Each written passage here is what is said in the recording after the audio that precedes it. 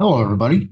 Welcome to the Fearless Floyd Show. As always, I am your host, Fearless Floyd, and today is Saturday, May 4th, 2024, and it's a lovely Saturday evening here in Houston, even though we have flooding in the north and northwest part of Upper Harris County. So we're cool down here. Most people don't realize how large Harris County and Houston, Texas are. And when you come here to visit and you see in the forecast and you hear the weatherman go, oh, it's a 30% chance of rain today. Well, see, up north, you know, 3 out of 10. Here in Houston, that means it's going to rain in 30% of Houston. The other 70%, man, we're going to be out laying at the pool, catching some rays, be at the beach, the park. Yeah, that's how that works. So it is so large. That's how that works. So everybody's safe and sound in my area. Yeah, not a thing. All right. As you see behind me, Report to the Governor. This book was written, actually, it was before it was written. This was a RICO investigation that right here, John Harris Thaler stumbled upon while he was concluding another RICO investigation out of California. Excuse me, I tried to sleep in today. Today was my first day off where I could actually sleep in. And of course, boom, I popped up first thing this morning and could not go back to sleep. So here I am. Report to the governor. Um, in this investigation, it's racketeering, bribery, corruption, election fraud. All right. Now, this is a review of the book. I'm not giving you my opinion about anything. We're going to listen to the entire chapter that is written. And I'm going to have it read to you off of a Word document. And then when we get to the point where that ends, it goes into the exhibits. But before each exhibit, it might have a little paragraph. So I'll go in and read that as we are looking at those instruments. You can go to reporttothegovernor.com. That's John Harris Thaler's website. This is a very tragic story. It's still tragic even today. For those of you who don't know, I have a little affinity to the RICO statute. I think it should be utilized much more. I'm talking about the civil RICO as well as the criminal RICO. Should be utilized much more. It should have more teeth. It should give the everyday layperson the ability to hold a corporation or a government accountable. Because generally those are the ones who do things. There's certain elements to a RICO standard, and it has to be more than one person. They have to have done this more than one time over a period of time, and it has to be a pattern, and it has to be some offense or criminal activity that is defined or listed under the RICO statutes. Obviously, murder, extortion, gambling, bribery, fraud, all that falls under. So in his investigation, he stumbled on just this huge thing. And I always talk about this book because everybody should read it. It should be the New York Times bestseller since its release, but it's not. So what happened to John Harris Thaler? We're going to go into that. I'm going to go to the website and we're going to knock that out. But while I'm getting over there, if you want, you can like the video. You can subscribe to my channel. You can hit the notification bell. So when I do put out a new video, you will be aware of it. Or when I do go live, you'll be notified. Or started the show. Good. Reminder though. Lost track of where I was.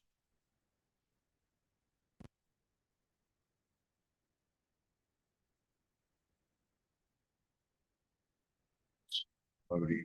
channel. There we go. Yeah, hit that notification bell. You can leave a comment below, participate in the chat. But this is the story of John Harris Thaler. He is an attorney, also an author. Racketeering, Bribery, Corruption, Election Fraud, How the Discovery of Mass Corruption Within the State of Arizona Led to the Abduction of 2-year-old McKinley Harris Thaler, which would be John Harris Thaler's, I think he's now 4 or 5-year-old son. But this isn't the story of McKinley Harris Thaler, although he does play an important part and still does in this whole drama. It's about these things. And this is where they found it. But this isn't where it stopped. About the author. On September 19th, 2020, McKinley Harris Thaler, nearly 3 years old, was abducted. The abduction was intended to extort his dad into terminating a multi-state investigation concerning money laundering and public corruption. To date, neither McKinley's dad nor dad's family members have seen McKinley or received any communication from him. So that's 5 years. So he's 7 now. Here's the book. If you'd like to go order it, it is available in a hardcover and softcover, a Kindle, and I think an ebook. So let's read some more. Author of The Decline and Fall of California. So he is a multi-published author. On September 19th, 2020, McKinley Harris Thaler, nearly 3 years old, was abducted. The abduction was intended to extort his dad into terminating a multi-state investigation concerning money laundering and public corruption. To date, neither McKinley's dad nor McKinley or dad's family members have seen McKinley or received any communication from him. Dad does not know where his son is. The state of Arizona, its most populous county, Maricopa. Wow, where have we heard that county name? I wonder, folks. Do you understand my concern for people over there stirring the pot in Maricopa County? As I continue, the state of Arizona, its most populous county, Maricopa, and the cities of Mesa and Gilbert, which lie within, are cesspools of corruption. Fentanyl, heroin, cocaine, and crystal methamphetamine flow freely through an open border. And when it comes to the cash, billions of dollars flow into hundreds of cash houses while the drugs are held in stash houses. The result is a plethora of racketeering enterprises, money laundering, tax evasion, insurance fraud, payroll theft, election fraud, and bankruptcy fraud. Bribes paid to public officials, both elected and appointed, provide the cartels with a safe haven. In February 2019, attorney John Harris Thaler and his team were retained to investigate. Thaler had a star witness, Brittany Ray Chavez, his wife of 3 years. At the time of their marriage in 2016, 4 years before McKinley was abducted, Thaler had no idea that his wife and her mother, Donna Ray Chavez, were participants in the largest money laundering scheme in U.S. history. Can I repeat that? Thaler had no idea that his wife and mother-in-law were participants in the largest money laundering scheme in U.S. history, and this did not make national news. Wonder why. Thaler had no idea that Brittany had known him since 2011 and had been paid to create an extortion scheme against him to disrupt an earlier investigation into organized crime. He did not know that their chance meeting in October 2014 was anything but an accident. He did not know that the marriage was a sham. Thaler's accidental discovery of certain falsified recorded trust deeds in 2018 would change everything. By late 2019, Brittany was a cooperating witness who requested federal witness protection. Before protection could be arranged, Brittany succumbed to family pressures and threats of violence aimed at her, at Thaler, and at their 2-year-old son, McKinley. On September 19th, 2020, McKinley was abducted in an ill-fated attempt to force Thaler into rescuing his son. Report to the Governor is an inside story of Thaler's 3-year investigation. It includes the findings and evidence provided to Governor Doug Ducey. That would be the Arizona Governor, Doug Ducey, in May 2022, and to attorneys general in 5 additional states, which I believe are Arizona, Utah, Nevada, California, I think New Mexico. It explains who hijacked Arizona's elections and how. It chronicles the illegal swatting efforts spearheaded by corrupt police officers and judges on the take to discredit Thaler and to prevent this story from being told.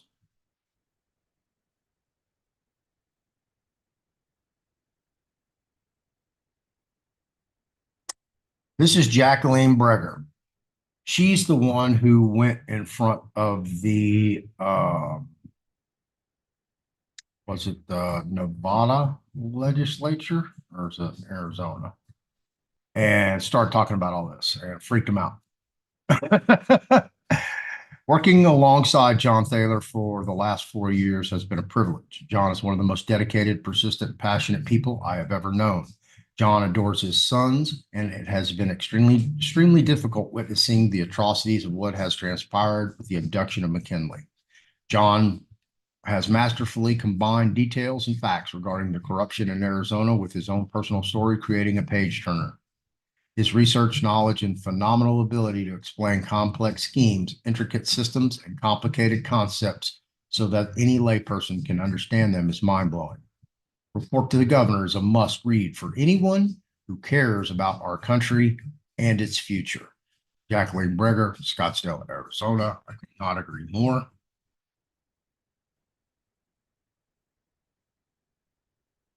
Having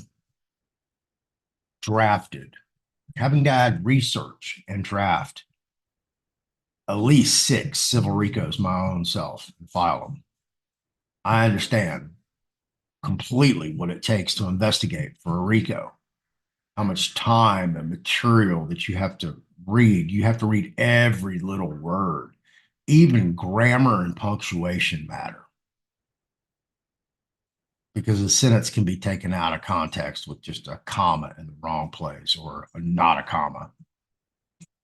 That's how carefully you have to read some of this material. So I get it. And when you hear this excerpt being read to you, you're just gonna be like mind blown, because this is an insane story.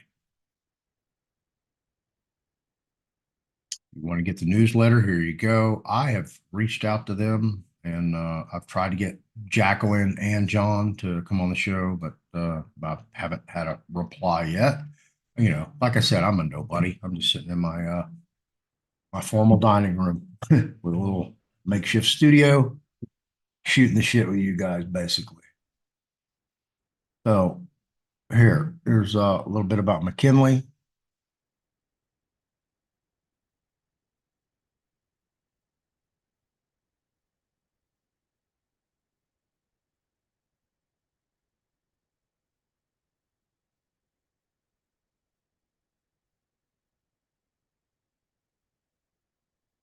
Nobody knows where he is. Well, somebody does.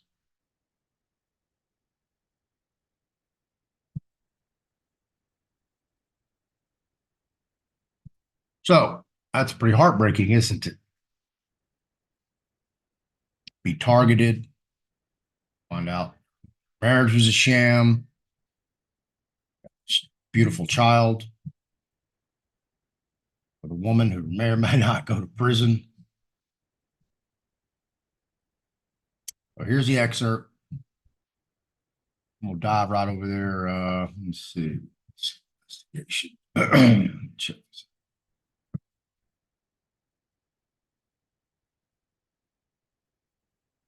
Don't know what these are. Oh, here we go. We'll read chapter 10. I might come back to some of these. I don't know. I don't know if they're copyright protected or not. I'll go check on, I don't even know what they are. I don't think of us. Okay. This is in the excerpt.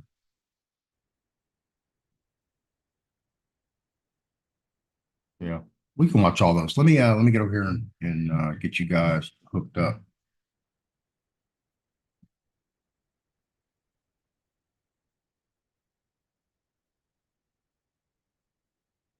Share, optimize for sound.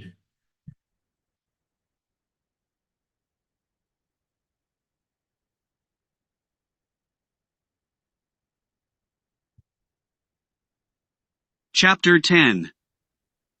Making Sense Out of the Senseless. Cash houses / stash houses / drop houses. Private mortgage lenders, fraudulent mortgage schemes. And a smattering of polygamy.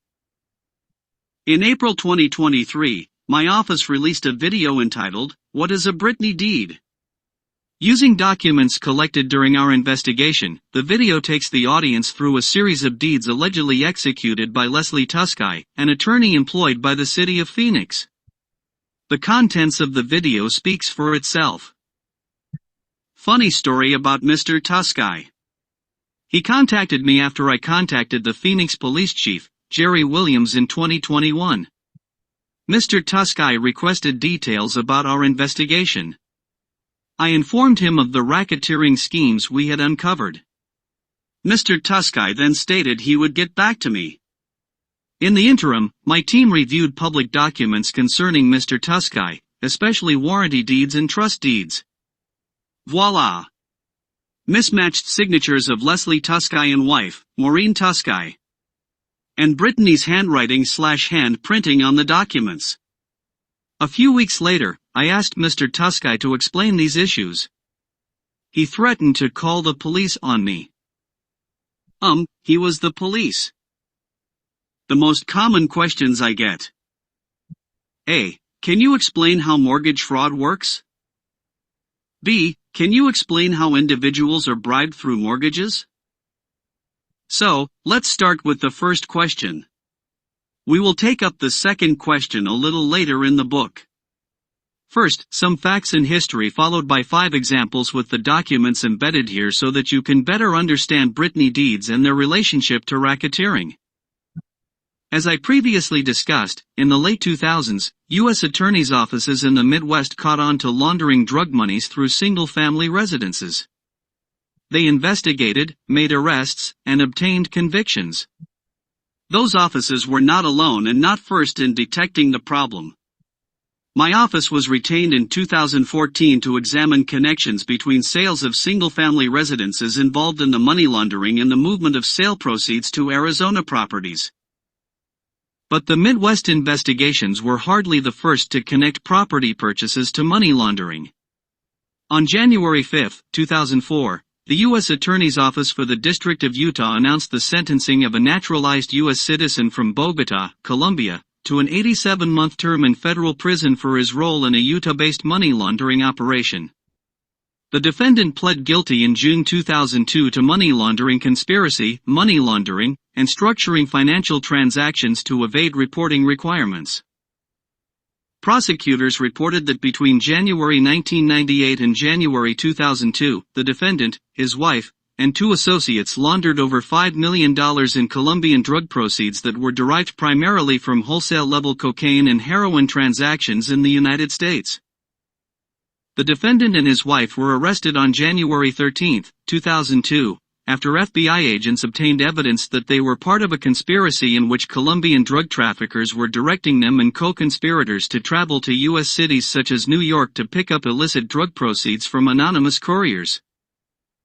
Once the funds were transported back to Utah, the suspect and his wife and the co-conspirators used various methods to launder the cash, including purchasing cashier's checks and money orders, depositing amounts of cash under $10,000 into financial institutions, effecting wire transfers, falsifying invoices, and using the private money exchange businesses. On occasion, the defendant, his wife, and the co-conspirators also smuggled bulk U.S. currency to Colombia on commercial flights. So where did those cashier's checks and money orders go? Into the accounts of Utah-based private mortgage lenders, where the proceeds were then laundered a second time through single-family residence purchases in multiple states including Arizona. We will examine two examples shortly. More from Utah. In April 2006, the FBI announced that 5 individuals had been arrested and summons issued for 2 additional individuals believed to be part of a criminal enterprise operating in Utah and elsewhere in the country over the previous several years. The criminal activity included mortgage loan fraud, wire and mail fraud, and money laundering. The story: Sharif Omar of Salt Lake City, Utah was arrested in Salt Lake City. Bassam Omar of San Diego, California, and Ihab Ramadan and Ahmed Abudan, both of Chula Vista, California, were arrested in San Diego, California. Another individual, Ala Alex Ramadan, a resident of Jordan, was arrested at the Los Angeles International Airport. Summonses were issued for Rebecca Teese, aka Rebecca Benson, of Salt Lake City, and Terry Hansen, of Sandy, Utah. James Gibbons, also of Sandy, was in state custody in Utah on an unrelated matter at the time of the arrests.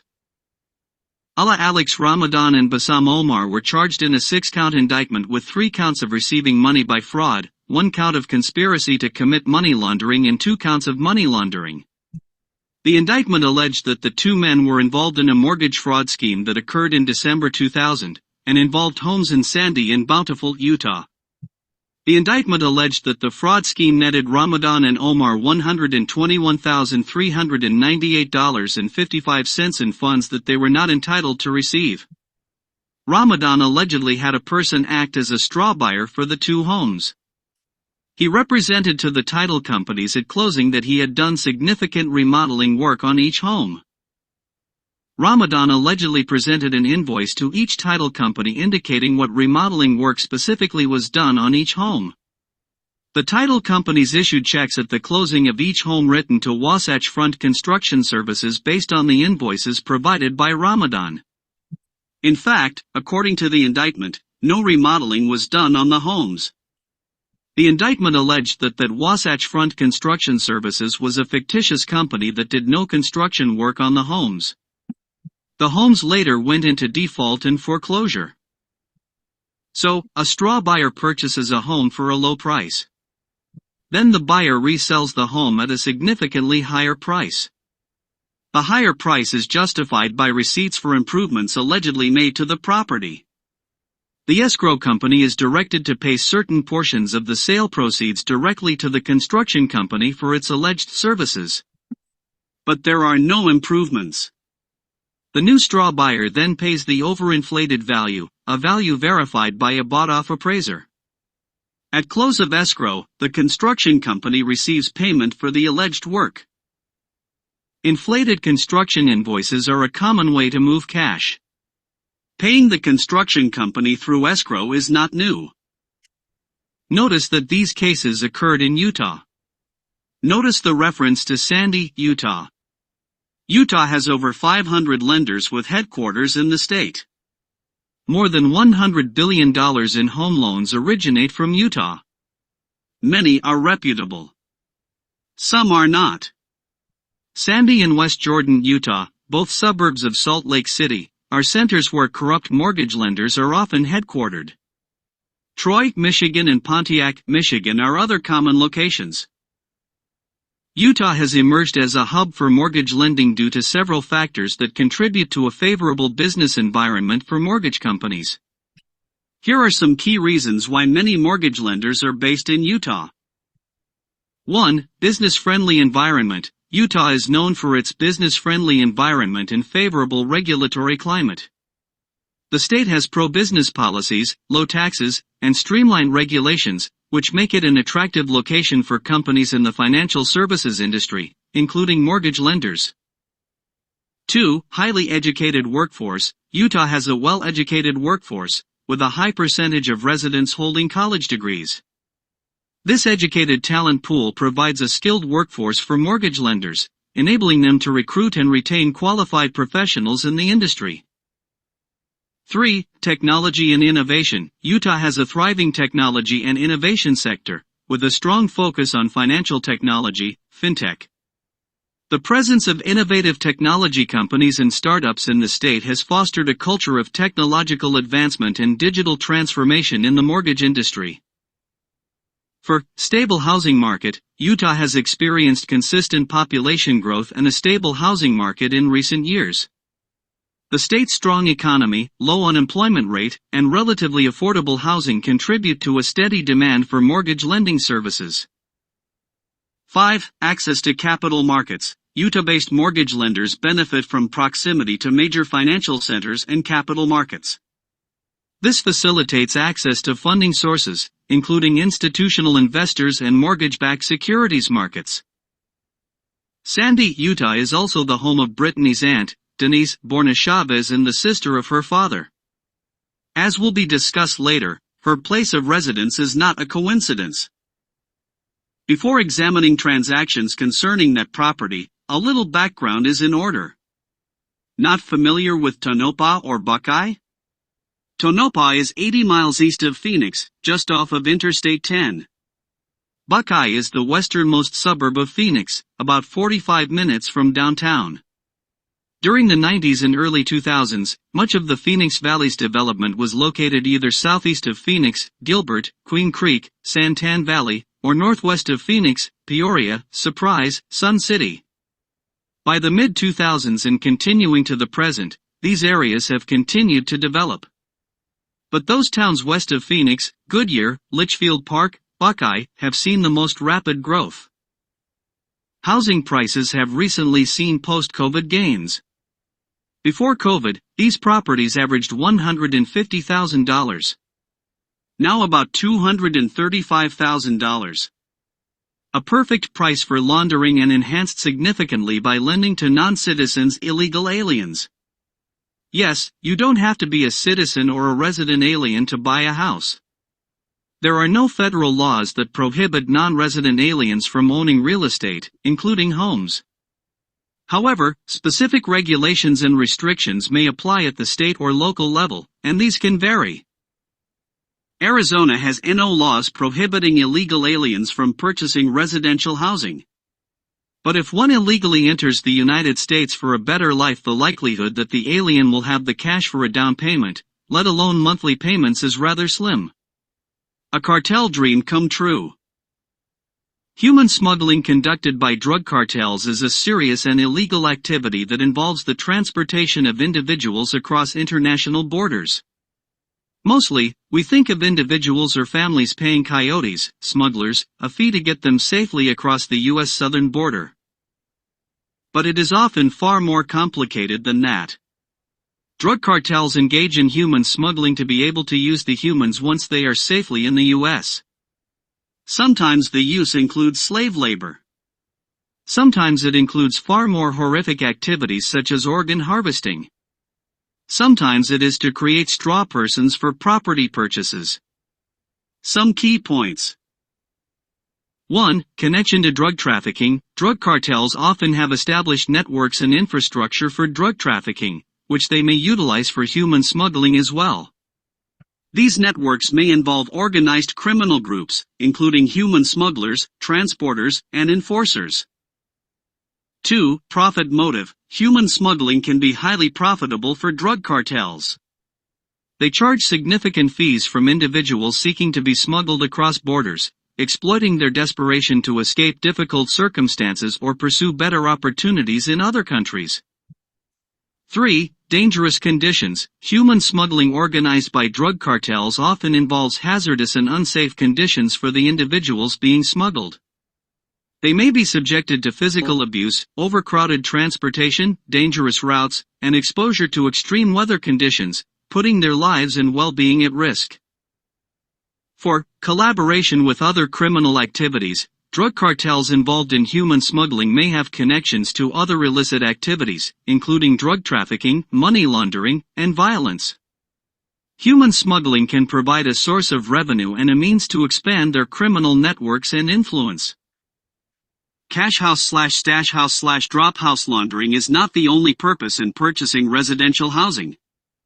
A drug cash house, also known as a drug stash house or drug money house, is a location where drug dealers or criminal organizations store and handle large amounts of cash generated from drug sales. These houses serve as a hub for storing, counting, and distributing the proceeds of illicit drug activities. Some key points. 1. Cash storage. Drug cash houses are primarily used to store and safeguard the cash earned from drug trafficking operations. The large sums of money collected from drug sales can be substantial and need to be securely stored to avoid detection by law enforcement or potential theft by rival criminal groups. 2. Money counting and packaging. Inside drug cash houses, drug dealers or members of criminal organizations count, sort, and package the cash in various denominations to facilitate future transactions or further distribution to higher-level criminal associates. 3. Money laundering. Drug cash houses may also be used as a front for money laundering operations. Criminal organizations attempt to legitimize the illicitly obtained funds by funneling them through legal businesses or financial systems, disguising their origin. For security measures, drug cash houses are often equipped with security measures to protect the cash from theft or law enforcement raids. These measures can include surveillance cameras, alarms, reinforced doors, hidden compartments, and armed guards. 5. Criminal enterprise operations. Drug cash houses are usually associated with larger criminal enterprises involved in drug trafficking. They serve as a crucial component of the overall drug distribution network, facilitating the movement of drugs and the conversion of drug profits into laundered assets. Law enforcement agencies and authorities actively target drug cash houses as part of their efforts to disrupt drug trafficking and organized crime. By identifying and dismantling these houses, authorities aim to seize illicit assets, disrupt criminal networks, and prevent the reinvestment of drug profits into further illegal activities. A drug stash house is a location used by drug traffickers or criminal organizations to store large quantities of illegal drugs, typically for distribution or subsequent sale. These houses serve as temporary storage facilities where illicit substances are kept hidden from law enforcement and rival criminal groups. A few key points. 1. Drug storage. Drug stash houses are primarily used for storing illegal drugs, such as cocaine, heroin, methamphetamine, or marijuana. These substances are typically packaged and stored in various forms, including bricks, bundles, or containers, ready for distribution. 2. Concealment and security. Drug stash houses are chosen and set up with the aim of avoiding detection and ensuring the security of the stored drugs. They may be located in inconspicuous or residential areas, often with additional security measures such as surveillance cameras, reinforced doors, alarms, or booby traps to deter unauthorized access. 3. Distribution hub. Stash houses serve as central locations for drug distribution. They can act as meeting points for buyers and sellers or as storage points before the drugs are further divided, packaged, and distributed to lower-level dealers or street-level sellers. For criminal organization operations, drug stash houses are typically associated with larger criminal organizations involved in drug trafficking. They form an integral part of the organization's infrastructure, supporting the movement, storage, and distribution of illicit drugs. As to drop houses, they are often an intermediary point in the smuggling of immigrants who are not legally permitted to enter the United States. The drop houses are usually rented properties where coyotes, or human smugglers, stash immigrants while awaiting payments.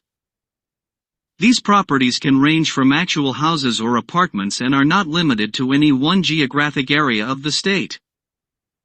From the Arizona Department of Public Safety. Common characteristics of a drop house. Security bars on windows or windows fortified in some manner. Shed or other dwellings in rear of house with excessive activity.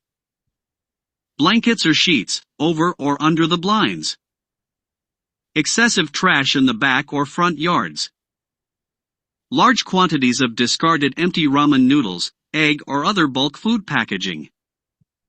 No activity until late at night with numerous people coming and going from the house. Vehicles that are stripped down that enter and exit from a backyard or through RV gates. Suspicious persons that appear to stand guard or be on brakes outside. All of this starts with property. When it came to Harriet Cooper and Charles Hodges, the scheme was strictly money laundering through purchases of single-family residences in Illinois, Indiana, and Iowa. A phantom individual or couple makes an all-cash purchase. The house is held for 18 to 24 months and then resold. Sounds simple. But consider all that is needed here.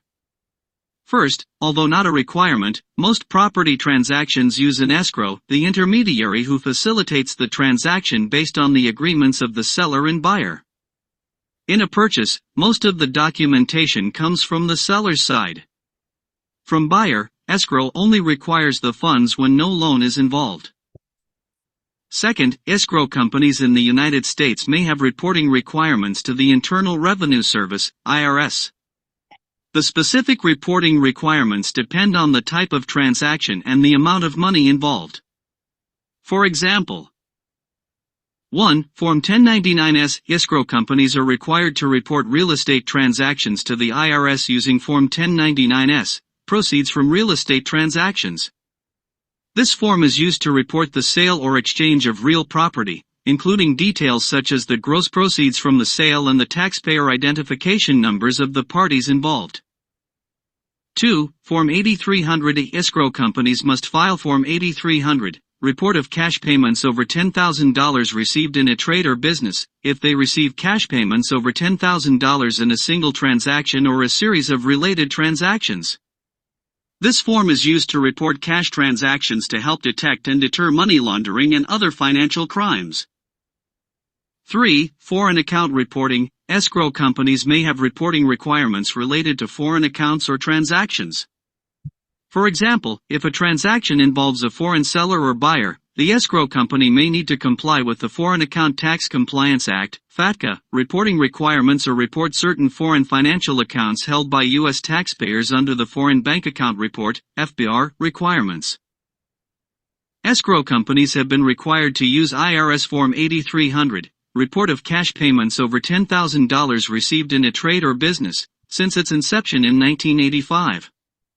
The requirement to report cash payments over $10,000 is mandated under the Bank Secrecy Act, BSA, and is aimed at detecting and preventing money laundering and other financial crimes. The BSA is a federal law that was enacted in 1970 to combat money laundering and ensure the transparency of financial transactions. Form 8300 was introduced as part of the BSA regulations to monitor large cash transactions conducted by various businesses, including escrow companies. The reporting obligation applies to any business or individual engaged in a trade or business who receives cash payments exceeding $10,000 in a single transaction or a series of related transactions. The form must be filed with the IRS within 15 days after the cash transaction occurs. So, what does this mean? It means that if an individual provides cash to an escrow company of $10,000 or more, the escrow company will report it to the IRS. So, if you are buying a home and the earnest money deposit is $12,000 and you have $12,000 in your home safe and you deliver that money to the escrow company, the company will report it. That may generate a letter from the IRS asking you to explain where the money came from. If it came from post-tax earnings, because you are a doomsday enthusiast who loves to keep cash on hand, and you can explain your predilections, no problem. Also, a single transaction of a sum just above the threshold is not likely to cause any issues. If on the other hand, you write a check or wire transfer the funds from your bank account, no report is generated since the bank recorded monies going into your account and monies leaving it. Remember poor Patrick Murphy? He pled guilty to structuring because he had a series of transactions, withdrawals and deposits, between $6,000 and $7,000. The withdrawals came from his personal account and then were deposited in another account also in his name. On its face, moving your own money from one account to another seems meaningless. But Murphy could not explain why he was doing this each month instead of making one withdrawal and one deposit and using cashier's checks or wire transfers to do it. Instead of literally dropping off cash to a seller to the escrow company, mortgage lenders are used. A paper trail suitable to avoid a Form 8300 is now created. But how do you launder money through mortgages if the escrow/title company needs to witness and notarize signatures? This one is easy. First, create a mortgage lender. Second, create your own escrow/title company and create a notary who will falsify notarization and notary stamps. Think about it. Notaries appear. They take your ID. They put the ID information in an official book and have you sign the book. Then they have you execute the document and they execute it along with an ink stamp. When was the last time you verified that the notary handling your transaction is actually licensed? How would you know if he/she weren't? If the private mortgage lender is part of the fraud, then of course the notary is in on and part of the scam. Private mortgage lenders. A little history. Anyone older than 50 probably remembers savings and loan companies. Banks are financial institutions that provide a wide range of services, including accepting deposits, offering loans, facilitating payments, and providing various financial products and services to individuals and businesses.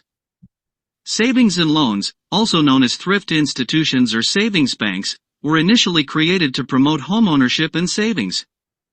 Their primary focus was on accepting deposits from customers and using those deposits to provide mortgage loans for residential real estate purchases.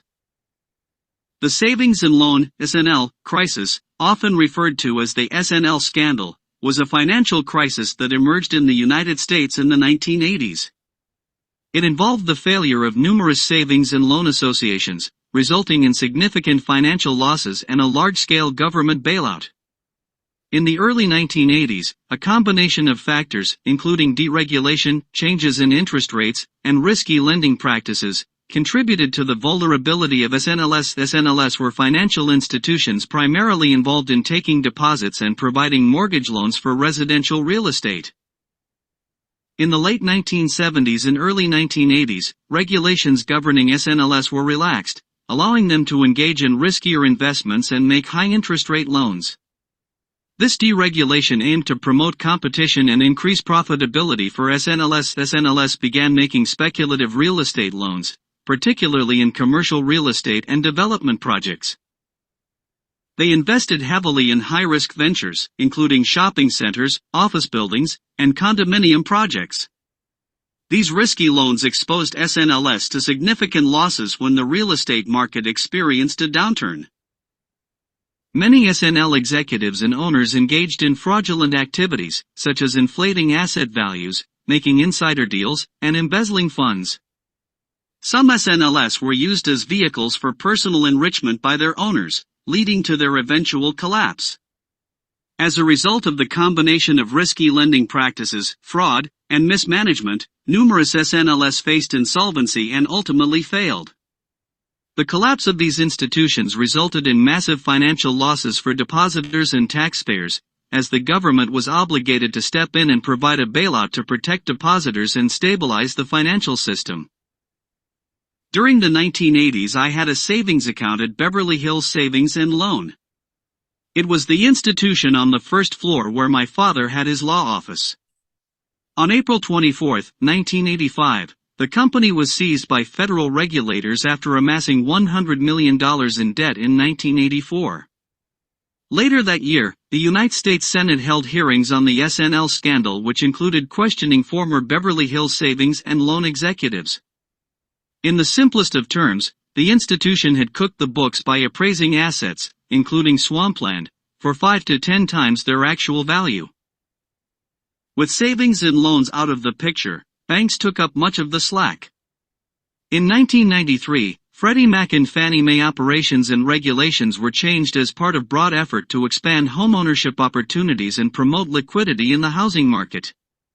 And who led the charge? Senator Christopher Dodd, Democrat Connecticut, and House member Barney Frank, Democrat New York. This was done through passage of the Federal Housing Enterprises Financial Safety and Soundness Act, FEFSA, in 1992. The Act established affordable housing goals for Freddie Mac and Fannie Mae. These goals required the government-sponsored enterprises, GSEs, to support affordable housing by purchasing a certain percentage of mortgages that served low and moderate-income borrowers. The changes included an expansion of loan purchases. In the early 1990s, Freddie Mac and Fannie Mae expanded their loan purchase programs to include more types of mortgages.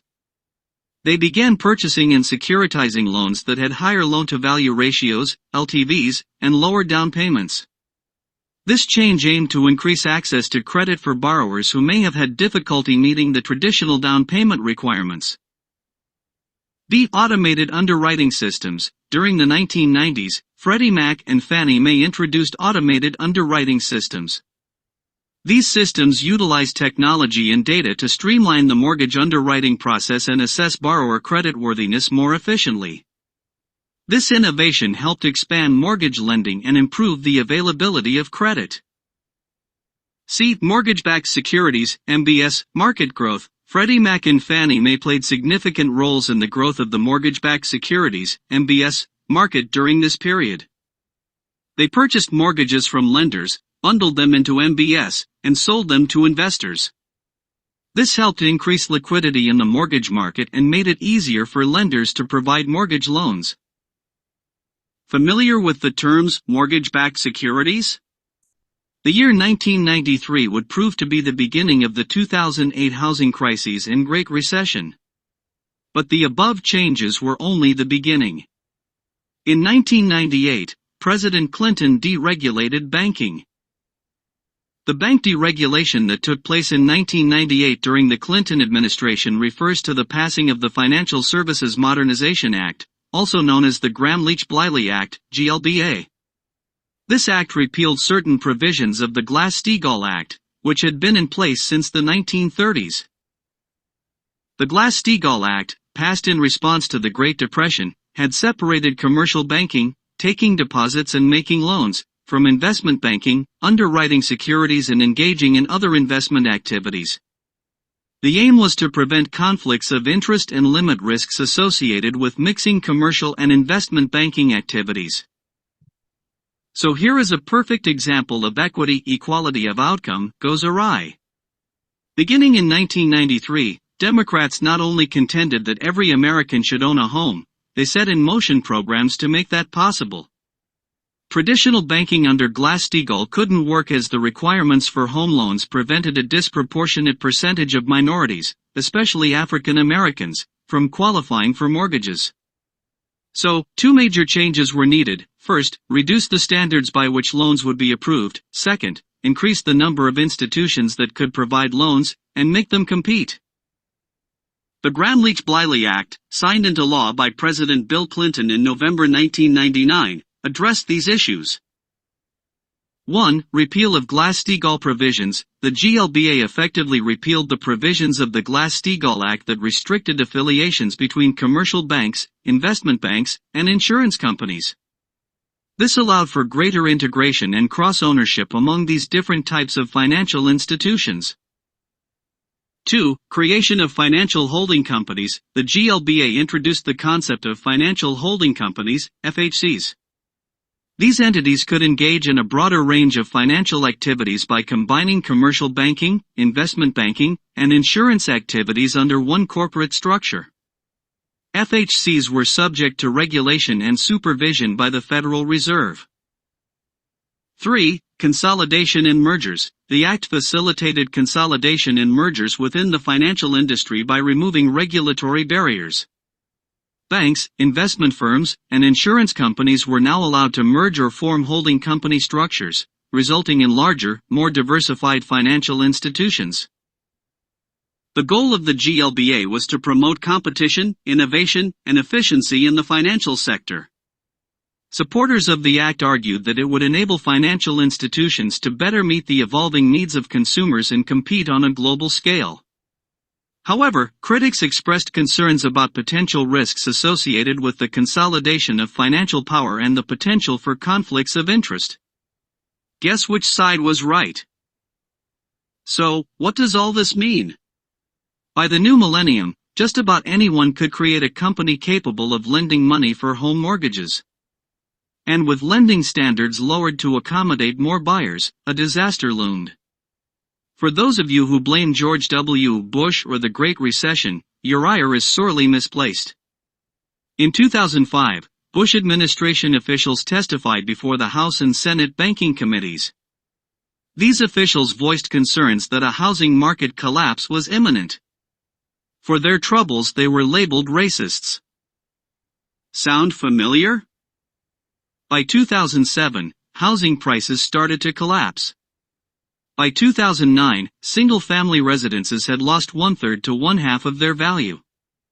During the housing market crash and subsequent recession, Arizona was one of the states heavily affected by declining home values. Arizona experienced a significant decline in home prices during the housing crisis, particularly between 2006 and 2009. The exact magnitude of the price decrease varied depending on location, property type, and other factors. The average decrease in home prices in Arizona ranged from approximately 30% to 50% or more during the housing crisis. The road to recovery in Arizona was led by, you guessed it, private mortgage lenders. A private mortgage company, also known as a private mortgage lender or non-bank mortgage lender, is a financial institution or entity that provides mortgage loans to borrowers. Unlike traditional banks or credit unions, private mortgage companies are not federally regulated depository institutions. Instead, they operate as private businesses or specialized lending firms that focus primarily on mortgage lending activities. Private mortgage companies can offer various types of mortgage loans, including conventional mortgages, jumbo mortgages, and alternative or non-conforming loans.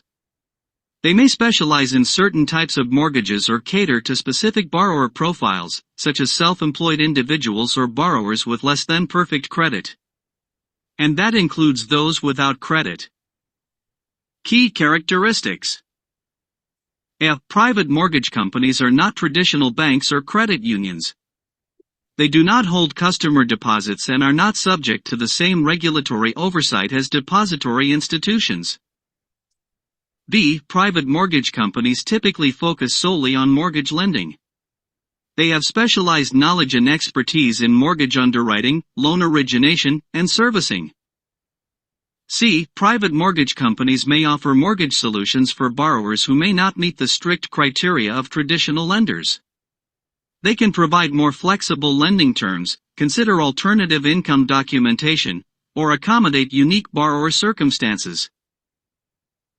Private mortgage companies often obtain funding from sources other than customer deposits. They may secure funding through private investors, securitization of mortgage loans, or other forms of capital markets. As I have stated in recent interviews, the dirty little secret about Arizona is that it would undergo financial collapse if measures were taken tomorrow to seal the border and remove all Mexican drug cartel monies. That is one reason why nothing has been done to stop the racketeering.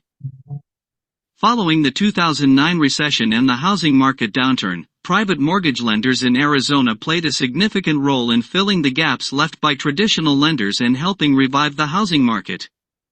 By private mortgage lenders, I mean cartel drug money. In 2005, the National Drug Intelligence Center issued a report on money laundering of monies earned through the illegal narcotics trade. The findings include: the physical transportation of bulk cash and monetary instruments is a principal method used by drug traffickers to move illicit drug proceeds from domestic drug markets to other U.S. and foreign destinations. According to Epic Pipeline, Convoy, and Jetway seizure data from 2001 through 2003, the primary origins of U.S. currency seized in these operations were California, Illinois, New York, and Texas, while Arizona, California, Florida, and Texas were the primary destinations. Drug traffickers in the United States frequently use money services businesses, MSBs, particularly money transmittal, currency exchange, casas de cambio, and check cashing businesses, to launder drug proceeds. MSBs filed 214,966 suspicious activity reports, SARS, with the Financial Crimes Enforcement Network, FinCEN, from October 1, 2002, to December 31, 2003. During that period, states with the most MSB-SAR filings were New York, California, Arizona, Texas, and Florida. See in 2003 representatives of depository institutions, banks, thrifts, savings and loans, and credit unions filed 288,243 SARs. Of these, 155,468 indicated a Bank Secrecy Act, BSA/structuring money laundering violation, the only specific money laundering violations.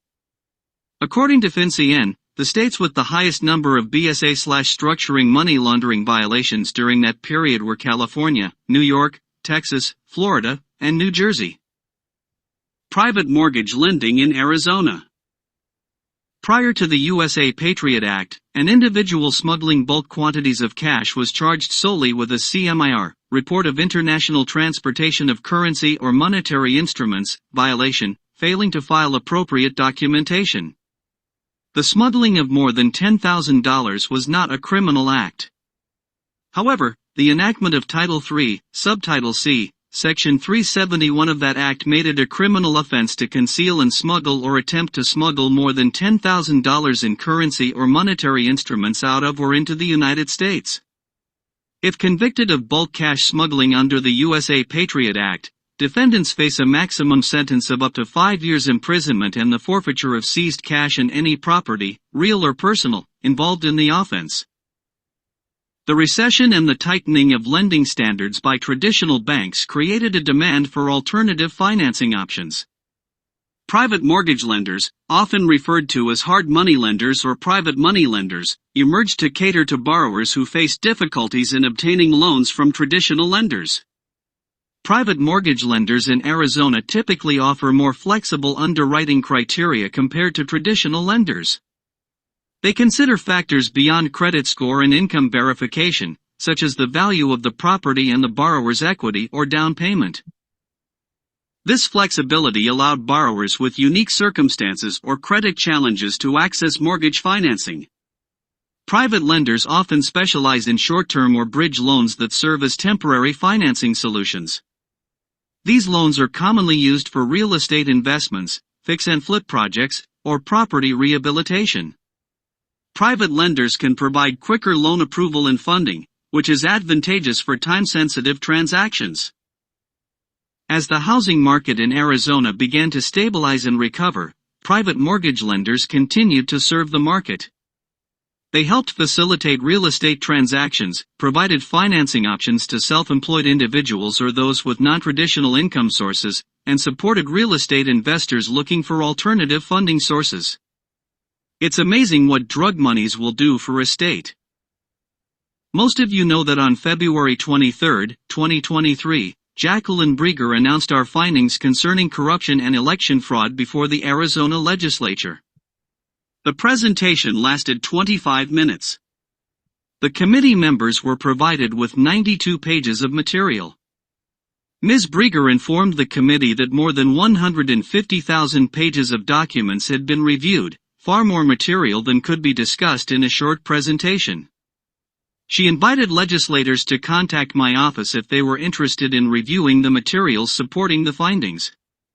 The materials, she said, included expert analysis including reports from a well-respected forensic documents examiner. Not a single legislator contacted our office. When pressed by the public as to why no one had contacted us, they received responses like this: "We investigated the charges over a weekend and found nothing to support them." Over a weekend? When I saw these responses, I retorted, "Did you examine the notary names and signatures to ensure the existence of the notaries? Did you compare the notary signatures against multiple transactions to determine whether the same handwriting is repeated? Did you examine party, buyer and/or seller, signatures over time to determine whether the signatures match? Did you examine the mortgage lender's filings with the Arizona Corporations Commission to determine whether the handwriting and handprinting on the filings match the handwritings/handprintings of the notaries and/or signatories in the purchase transactions? Did you do the same examination of the escrow/title companies? Did you compare other transactions of these mortgage lenders and escrow/title companies to determine if the same handwriting/handprinting appears in multiple transactions of each lender and each escrow/title company? We did. And much more. Yeah, no response. Oh, but they also spoke with some unnamed law enforcement official who assured them there was nothing to see here. Kind of pathetic. It speaks volumes about the level of fraud and its cover-up in Arizona. It also speaks to the intellectual dishonesty that permeates Arizona's representatives. No wonder Harvard University consistently ranks Arizona as the most corrupt state in the country, specifically citing bribes to elected officials. I have been conducting investigations for more than 32 years. Here is what I know. Criminals employ various methods to launder money through real estate transactions, exploiting loopholes and utilizing third parties to conceal their involvement. Understanding these techniques is crucial for combating money laundering effectively. Some of the common methods employed by criminals.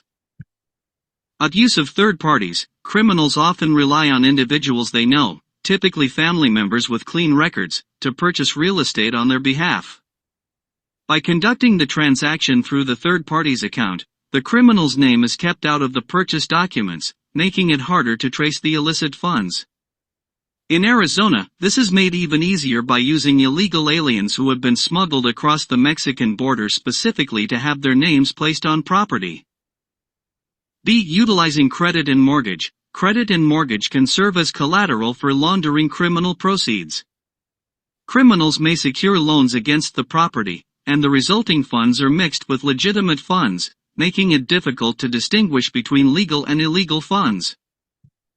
C. Manipulation of property values. Collaborating with real estate agents or appraisers, criminals manipulate property valuations. This can involve either undervaluing or overvaluing the property. Undervaluation allows criminals to acquire loans while overvaluation maximizes the amount that can be laundered by obtaining larger loans based on inflated property values. This occurs a lot. In some transactions, we see property changing hands 5 or 6 times over 10 years, sometimes returning to the name of the first owner. D. Structuring cash deposits. Criminals may deposit cash across multiple banks to avoid triggering the reporting threshold, which would require the bank to report the transaction. These funds are then used to obtain bank checks or other legitimate forms of payment to purchase real estate. E. Rental income as legitimization. Criminals generate rental income from their properties and use illicit funds to cover the rent payments.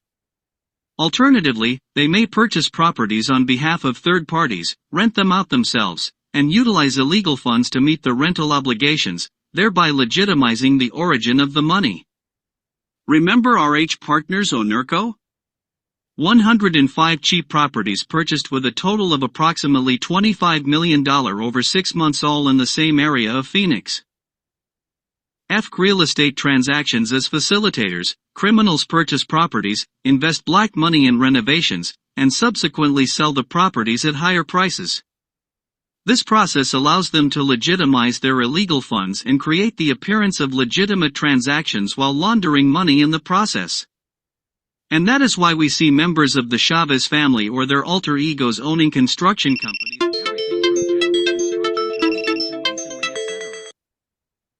G. Use of front companies. Criminals establish in foreign jurisdictions to own real estate, enabling them to move black money across borders.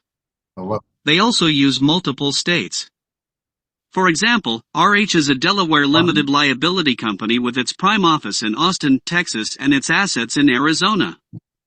These front companies provide a veil of secrecy and make it challenging for authorities to trace the flow of funds. Red flag considerations. Red flag 1. Unusual cash offers or third-party financing. If someone offers you a significant amount of cash to purchase a property or suggests third-party financing without a legitimate explanation, it could be a sign of money laundering. Criminals may use cash transactions to obscure the origin of funds or involve third parties to distance themselves from the illicit activity. Red flag 2, rapid flipping of properties. Multiple property transactions involving the same individuals or entities within a short period, often at inflated prices, may indicate money laundering. Criminals may artificially inflate property values through coordinated sales to legitimize their illicit funds. Red flag 3, complex ownership structures. Transactions involving complex ownership structures, such as offshore companies or trusts, can be an indication of money laundering. These structures may be used to obscure the true ownership and control of assets, making it challenging to trace the fund's origin. Red flag 4, unjustified over or undervaluation. Suspicion arises when a property is significantly over or undervalued without a valid explanation. Overvaluation may indicate an attempt to obtain larger loans or inflate the purchase price to launder money. Conversely, undervaluation could be a method to transfer assets or avoid tax liabilities. Red flag 5, unusual rental arrangements. Unusual rental agreements, such as excessive rent payments or the use of rental income to cover unrelated expenses, may be indicative of money laundering. Criminals may use rental properties to generate clean funds by receiving excessive rents or disguising illicit funds through rental payments. Red flag 6, inconsistent or suspicious documentation. Incomplete, inconsistent, or forged documentation within a real estate transaction can be a sign of money laundering. Pay attention to discrepancies in identities, addresses, or financial information of the parties involved, as well as missing or altered documents. Red flag 7, lack of personal or business justification. If there is no plausible reason for a person or business entity to engage in a particular real estate transaction, it could raise suspicion. For instance, an individual with no prior real estate experience suddenly engaging in high-value transactions without a legitimate explanation may indicate illicit activity. Red flag 8, involvement of high-risk jurisdictions. Transactions involving properties located in high-risk jurisdictions known for money laundering or weak regulatory oversight should be closely scrutinized. Criminals often exploit these jurisdictions to facilitate their illicit activities and hide the true origin of funds. To avoid clutter, most of the relevant evidence supporting the allegations set forth in this book, over 3,000 pages, is footnoted and available separately. However, I thought it useful to provide 5 examples with supporting documents of money laundering through property sales embedded herein. These are simple examples.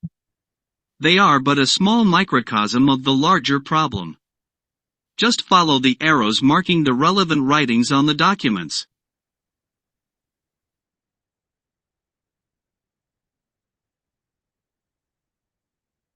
And we shall, right?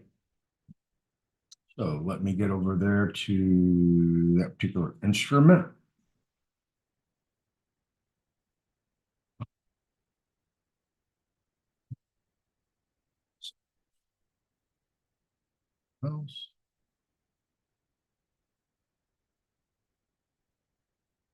This.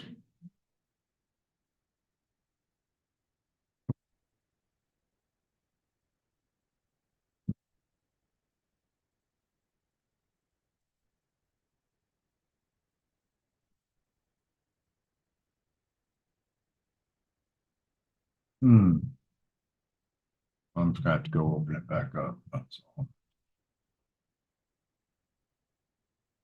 Um,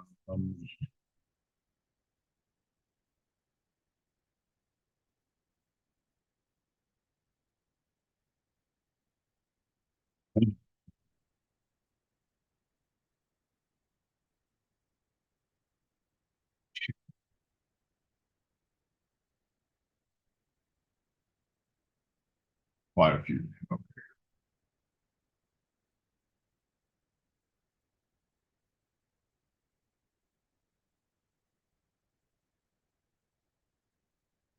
Okay. Sorry about that pause. I had it lined up, but apparently side number 2.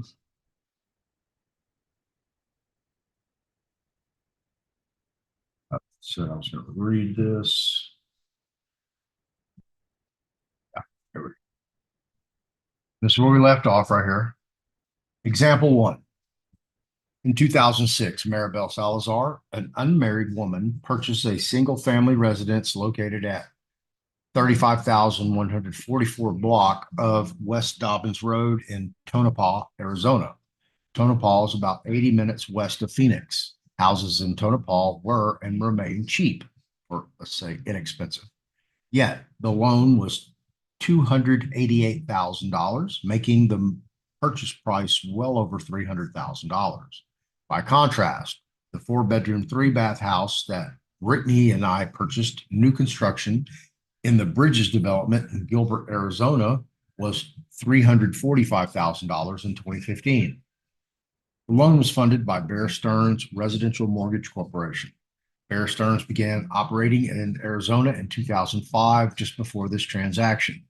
The numbering on the upper left first page of the recorded trust deed evidences Brittany's hand printing.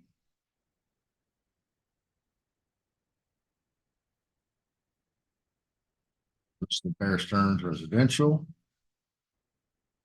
official document, deed of trust.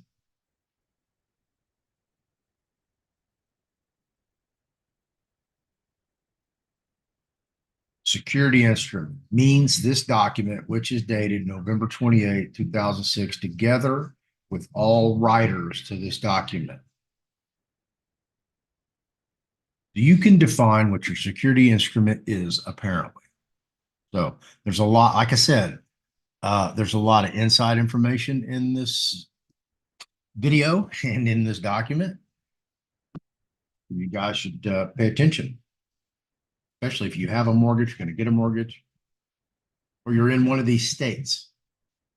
So let me keep perusing through this. As you see, there's her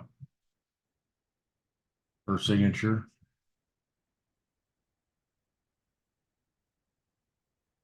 I'm just going to whiz through these because there's a ton of these examples.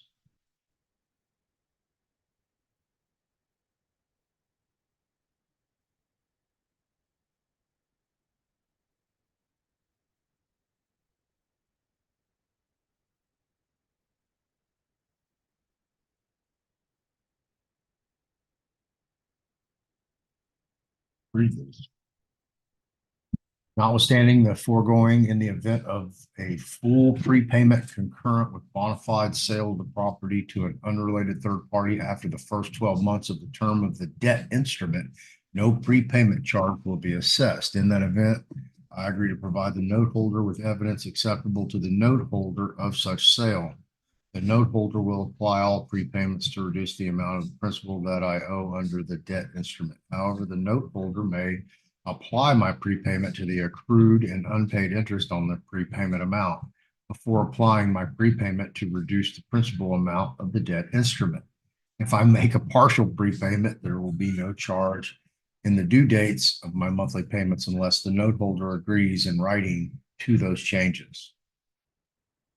She signed that. There's more.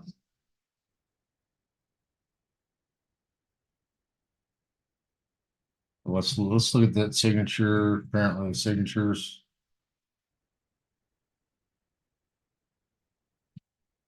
Same. I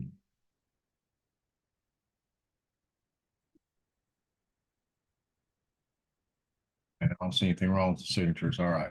In 2011, Mrs. Salazar, now a married woman, refinanced the property as her sole and separate property with MFG or MGF funding. Two problems. First, the signature of Maribel Salazar in 2011 doesn't match the handwriting of Mrs. Salazar in 2006. Second, the handprinting and signature of the notary matches Brittany's handwriting and handprinting. Here we go. Here she is again, a married woman.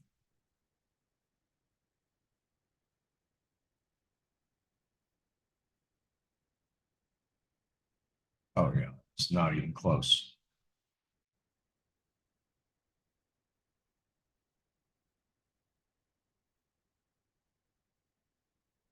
It's Nunez.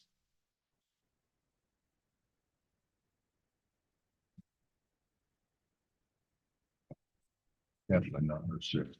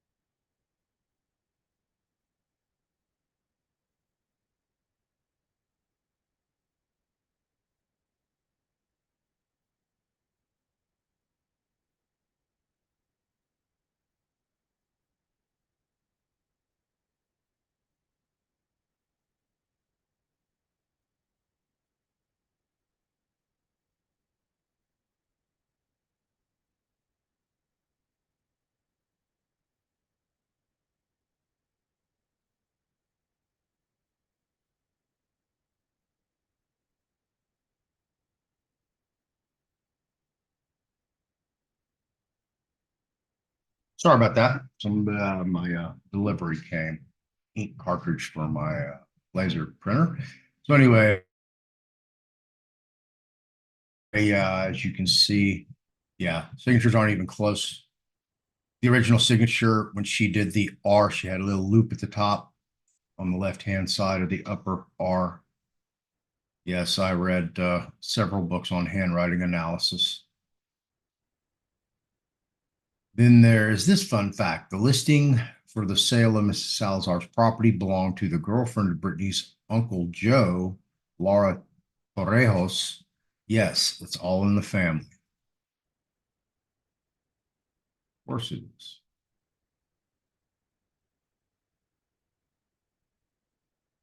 Imagine doing an investigation and start seeing all your relatives on these documents.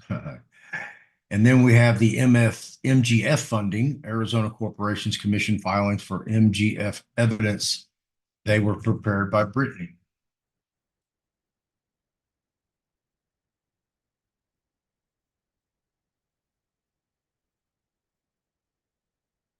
This is her handwriting again, or her business phone number.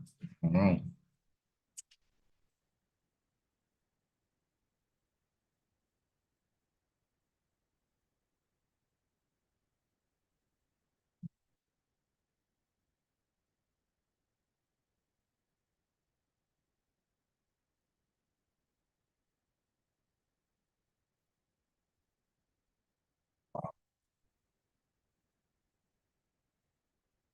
It's deep, folks.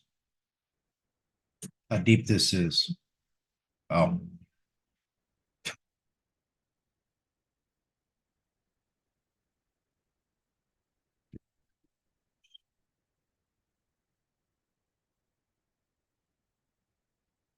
it's the MGF.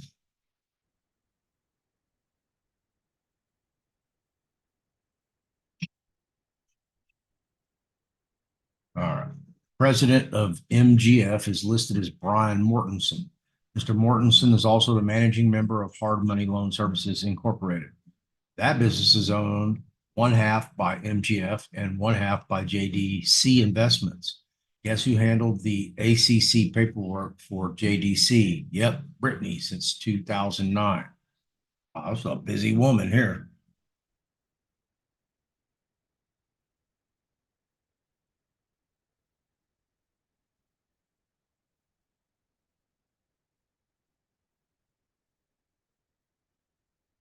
John Atnip, odd name.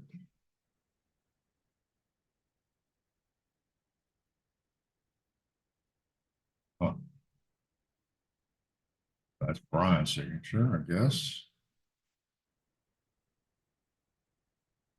Moreover, in 2003, MGF loaned Nico Investments 50,000 secured against a property in Glendale, Arizona.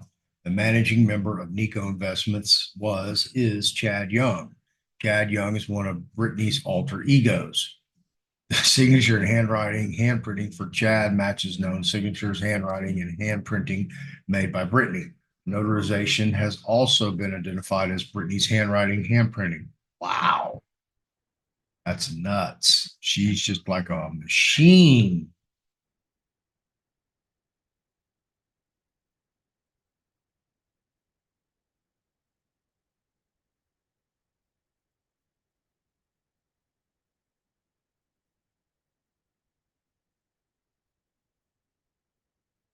Wow. It's pretty mind blowing, isn't it? And this is just five examples. Five, five. They have, you know, I think he said thousands.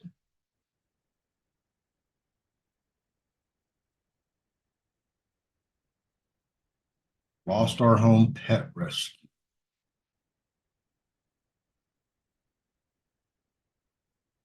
by Brittany Thaler. Signature.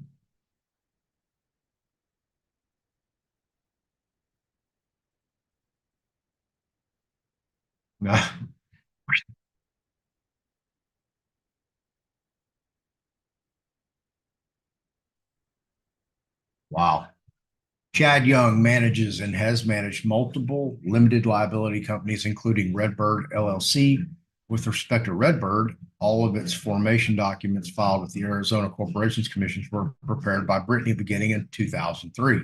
Multiple documents for Redbird were notarized by Brittany under her own name. Yes, she was a notary public from 2010 to 2018 and 2013.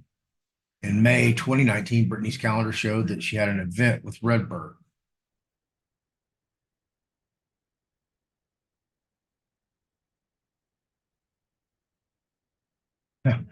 Where have we seen that signature? Wow.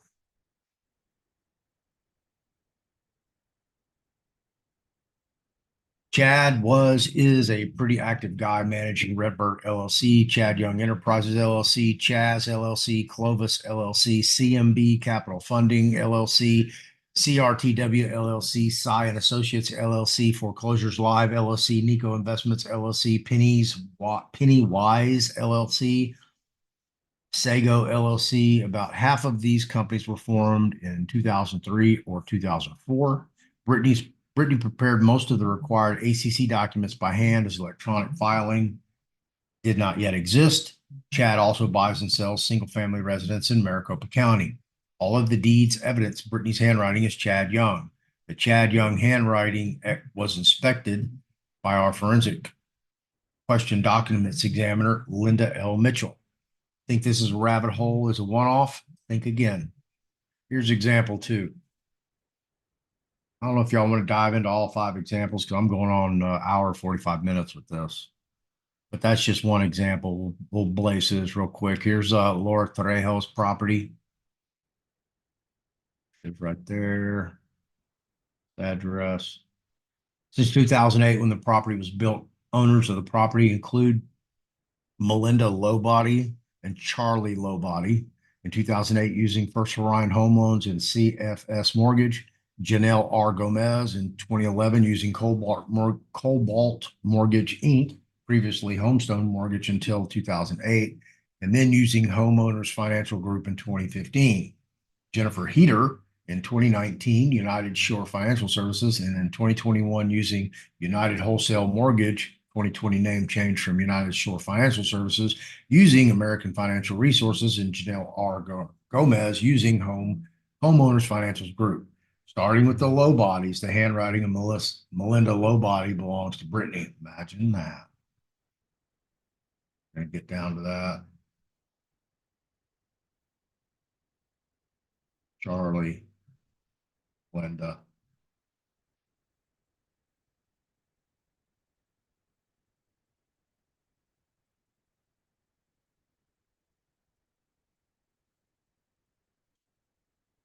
Her two. Body. No telling who that is. Just put an X on there.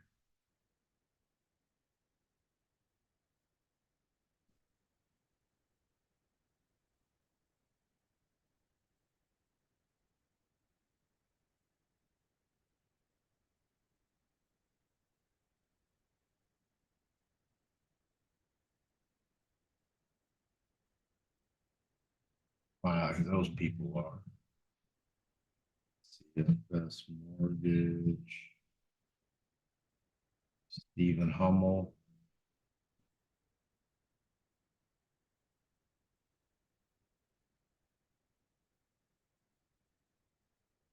For Janelle R. Gomez, Homestone Mortgage, Arizona Corporation's Commission documents evidence Brittany's handwriting, handprinting. The same is true for Homeowners Financial Group documents with also evidence Brittany's mother's handwriting, handprinting, Donna.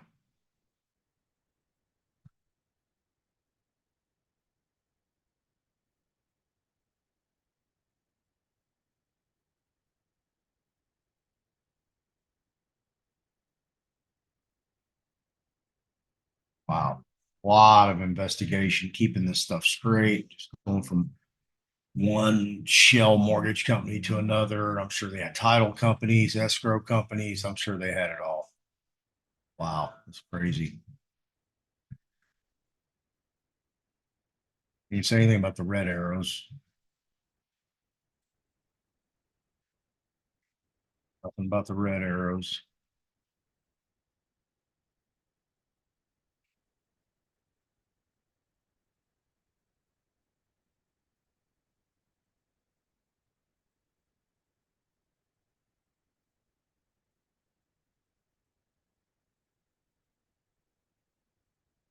Imagine this book's really fascinating. All right.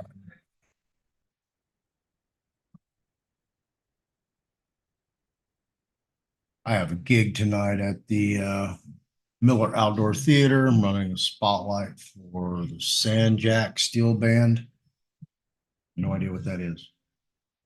So I have to be there at 7:30. So we need to go to the gym. I have a lot to do today. In mid-August 2017, I deposited a check in my personal Chase bank account. I had it opened the account in 2010.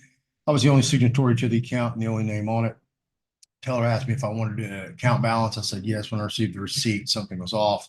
A little over 300 was missing, so I asked for a history. A check had been drawn on the account August 14th, 2017 for $333.68, made payable to the city of Phoenix. It had an account number on it in the memo line. This was a water bill payment.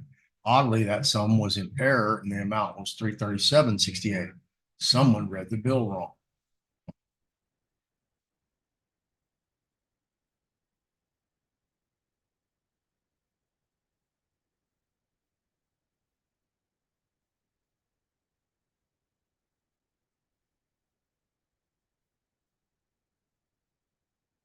That's odd.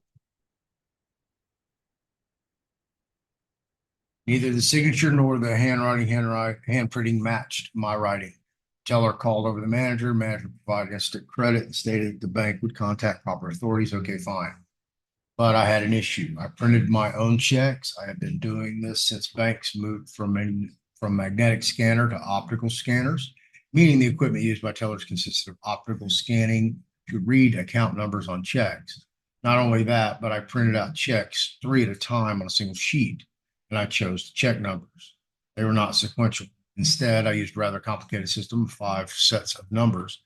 The bank hated this because they believed it made detecting fraudulent checks more difficult. On the other hand, I could determine where and when a check was printed, and that would help narrow down who had access or even if the check came from my printing it or it was an outright forgery. The number 8448 meant the check was the first in a series of 3. The address on the check was my old address in Phoenix, not the Gilbert address. So this check was created prior to my move in September 2015. And at one last point, all printed checks went to a specific drawer on my desk until used. And there's only one person had access to a 2+ year-old check, Brittany. In 2020, our forensic question document expert, Linda L. Mitchell, examined the check. She identified the writing as belonging to Brittany. So why was Brittany paying a water bill for a residence in the city of Phoenix? We subpoenaed the records from the city. The bill stood in the name of Nathaniel J. Leandro. Mr. Leandro was and is a renter of the property. Mr. Leandro has lots of recorded documents to his credit, but none included anything evidencing ownership of real property. Property was and is owned by Irene Ortiz. Ms. Ortiz purchased property in 2018 in a bail bond foreclosure sale, meaning someone skipped out on their bond, which property was the collateral. And just in case you didn't know, the name Irene Ortiz is a pseudonym used by the Juarez cartel.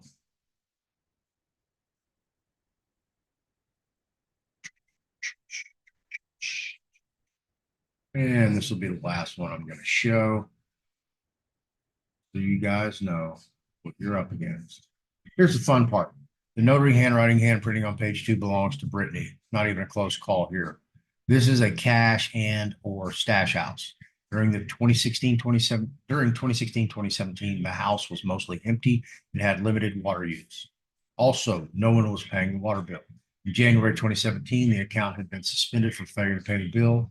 In Arizona, when a utility bill remains unpaid for too long, the utility company can foreclose on the home and obtain the funds. By August 2017, foreclosure of stash house, cash house was a definite possibility. So a 6-month pregnant and desperate Brittany used a check that she had previously stolen from me, somehow figuring that I would never be the wiser. And you know how Irene Ortiz took the property in a bail bond sale. Well, in 2020, she used the property for security in a bond for Valentino Jimenez, who probably got popped for something. And then skipped town, went back to Mexico or wherever.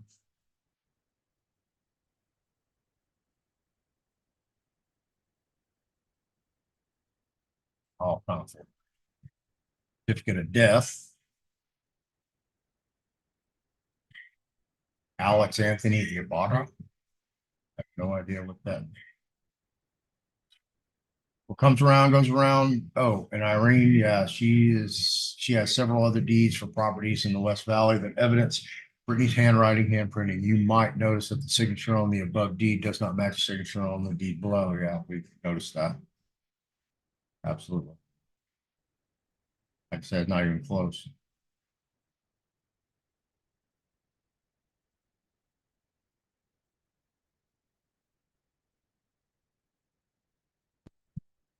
There you go. There's your excerpt, chapter 10, Report to the Governor by John Harris Thaler. Go purchase the book if you want. Here, so you guys can see shop.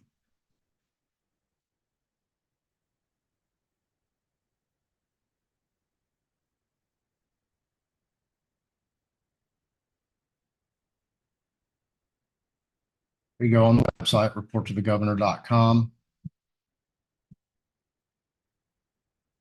When Penguin book writers agreed to print the pre-orders, they wanted to make sure that all of you got an extremely high quality print that goes beyond what you can order from online vendors. We received the prototype. It's gorgeous. The book is currently being printed. We expect delivery soon.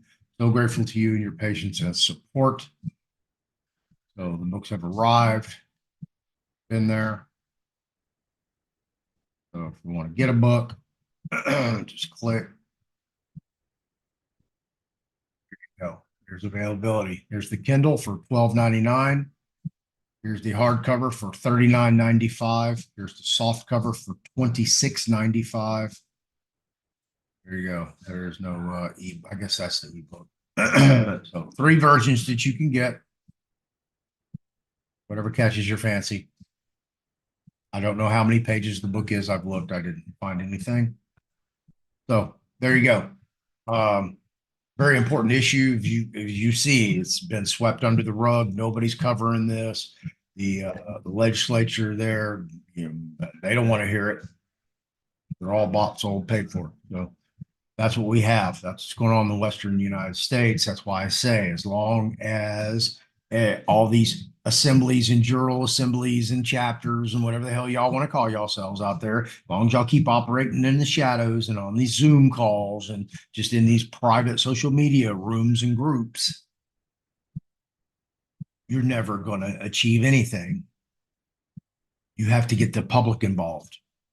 You have to. You have to come out of the shadows. You have to do this publicly. You have to impanel public grand juries. We're calling them common law grand juries because people don't, you might as well be speaking Greek or Chinese because they don't have any idea what common law grand jury is or what it looks like. They don't even know what common law is. So stop doing that to them. Don't abuse them. They know what a grand jury is. So with that, I'll close off the show. Please like the video, subscribe, share, hit the notification bell, leave a comment below. Go buy the book. Support his effort writing this book. I understand what the investigation is for us, a RICO investigation. It is complicated, time consuming, tedious, and expensive. Yeah, expensive. So, John, appreciate you, man. Thank you for writing the book. Thank you for doing the investigation. Thank you for being an honorable person. Wish you can recover your son, McKinley. So, well, I couldn't imagine if somebody had my child. I couldn't imagine. Yeah, that would not be a pretty picture. So, y'all go enjoy your weekend. Y'all have a happy Saturday. If you're in Houston, I'll be at the Miller Outdoor Theater tonight. So come hang out with me. It's a free show. Always free shows there. And should be beautiful. I don't know if it'd be a little damp because of the rain, but hopefully the hill will be dry. Thanks for watching again, everybody. Y'all have a safe and happy weekend. I'll catch y'all in the next video. I hope y'all enjoyed this.